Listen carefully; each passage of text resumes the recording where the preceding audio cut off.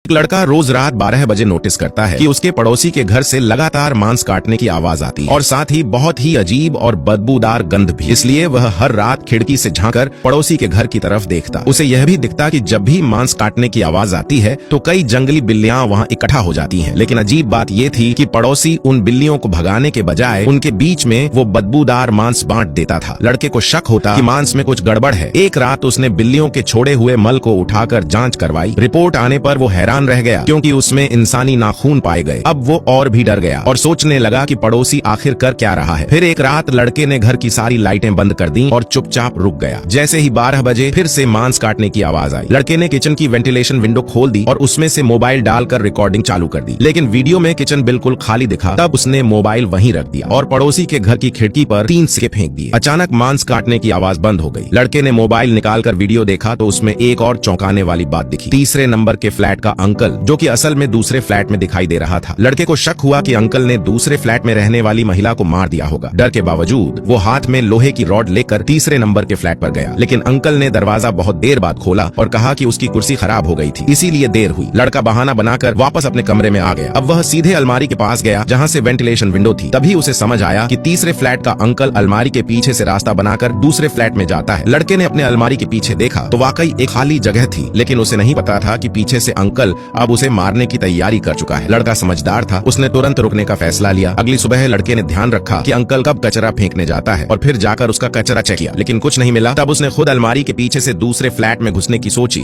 वह अंदर गया और हर चीज को ध्यान से देखने लगा। तभी वहां दूसरी फ्लैट वाली महिला सामने आ गई और उसके पीछे से अंकल भी आ गया।